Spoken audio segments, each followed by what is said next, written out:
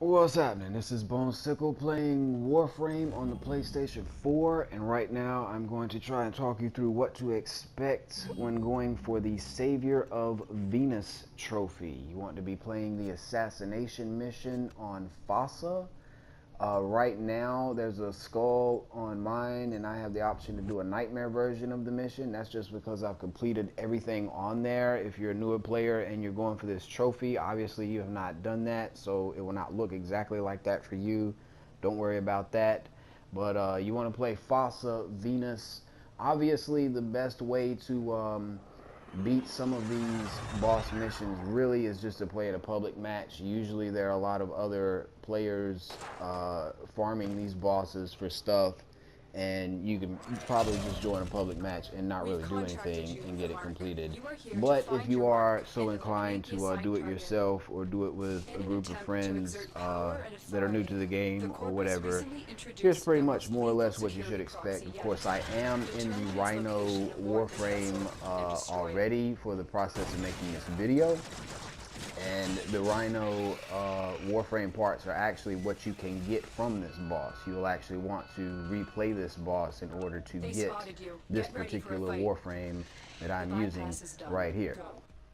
Now, I also want to point out that sometimes an invasion mission will overlap this particular assassination mission and or other ones, and you would be fighting the Forid infestation boss, and that actually does not count, would not count towards the trophy. That is actually what happened to me the first time I was playing through this. There was an invasion overlapping it, and I could not get this trophy that night at all because I had to wait for the invasion to pass. So that's just one way the game works. But you notice I'm shooting out these cameras. If you are new to the game, Venus is the first Corpus controlled region that you will be in, and it's a good idea to shoot out these cameras. They control these doors that have the lasers.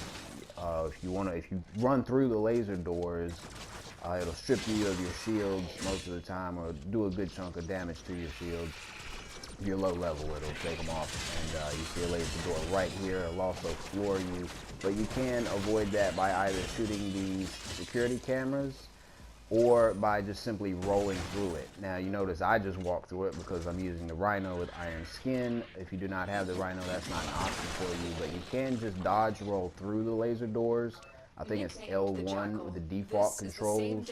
Of course, you can customize your controls fully in this game, which is awesome, but I'm going to go ahead and edit to the boss right here instead of showing you more progression through here, other than the security cameras and laser doors, and the fact that the Corpus do have a lot of damaging lasers that they shoot at you and stuff. If you're lower level, you shouldn't have to worry too much about that. I need to go downstairs right here. So yeah, I'm gonna go ahead and edit to the boss. Or actually, you know, I'm almost right here at the boss, so screw it.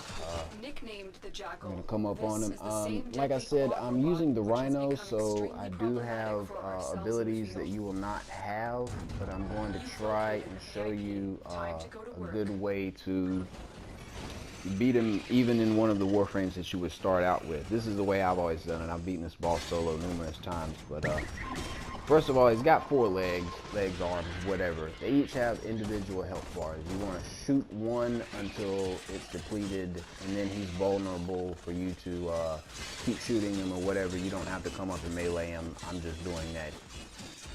So once you've meleeed him or whatever, attacked him a bit, he will be able to stand back up, and you're going to have to rinse and repeat. He does have a few attacks. The main ones to mention, you notice right there, he's shooting like these rocket grenades at me, and he also has this shockwave where he'll stomp the ground and send this circular shockwave radiating outward from him, and that will knock you down and do a lot of damage. But like I said, I have beaten him solo with the Excalibur a couple of times, and basically if you just stand behind one of those columns, you actually can be safe from both his shockwave and from his grenade stuff. And like I said, you just want to target one of his legs, pick one, and make sure you get it completely demolished so that he will collapse and be vulnerable for a little bit. Stomp. And once you do that, though, you do have to make your way to the extraction. Sometimes the door is locked, and you need to hack the yellow console and get your butt out of there.